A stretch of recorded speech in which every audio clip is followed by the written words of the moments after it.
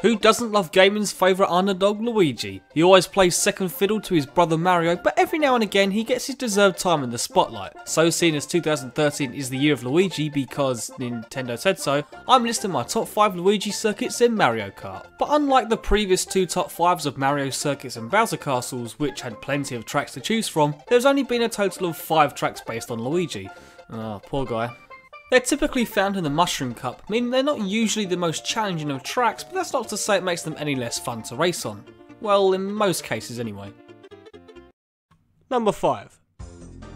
Luigi Raceway from Mario Kart 64. As previously mentioned, there's only a total of 5 Luigi tracks in the series, meaning that 64's Luigi Raceway is my least favourite of the lot. So does that mean I don't like it?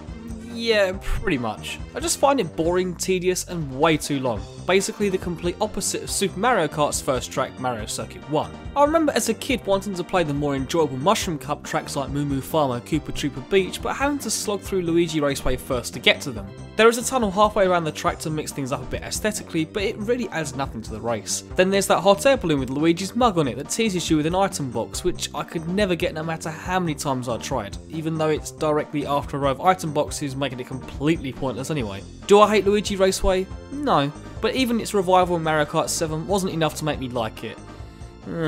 Not exactly the best of starts to a top 5. Number 4. Luigi Circuit from Mario Kart Wii.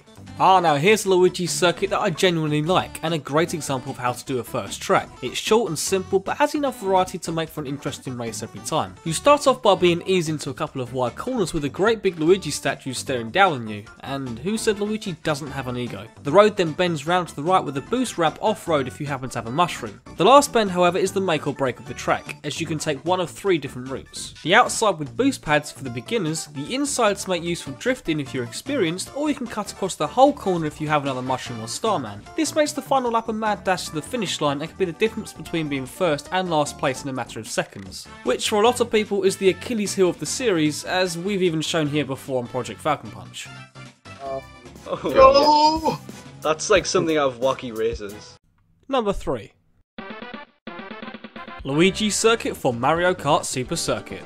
I've got to be honest, I hated this rainy track at first, and that's purely because it's littered with puddles of water everywhere. One slip and you're sent spinning off the track, making this the only Luigi circuit that's not originally from the Mushroom Cup. However, once mastered, it becomes a very satisfying track to learn and know where every puddle and tight turn is. You really do feel a sense of accomplishment taking every turn like a pro.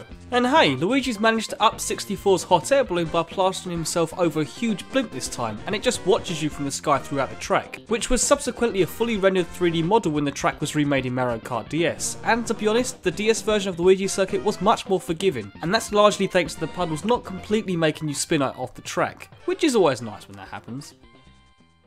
Number 2. Luigi Circuit for Mario Kart Double Dash.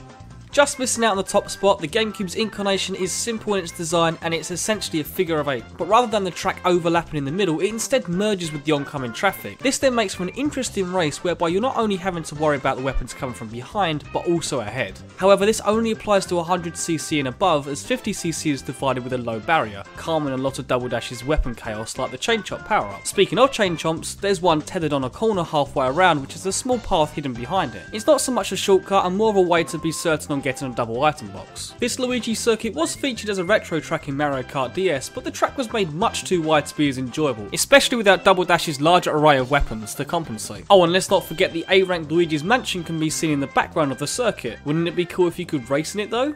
Well... And number 1. Luigi's Mansion for Mario Kart DS. Of course this is number 1, based on the GameCube launch title of the same name, and as it would suggest, it sees you race through and around Luigi's infamous ghost house. You start off by driving up to the mansion, through the main foyer and then downstairs, which has the walls lined with portraits of the old boss ghosts, which is a nice touch. This then leads down some more stairs past the dining area before exiting out the rear courtyard and into the second half of the track, that being the winding path through the graveyard and the wide open swamp area, which is home to some rather creepy yet annoyingly wandering trees, which kind of remind me of that new tree Pokemon in X and Y. Maybe it's just the spider leg like roots. Yuck.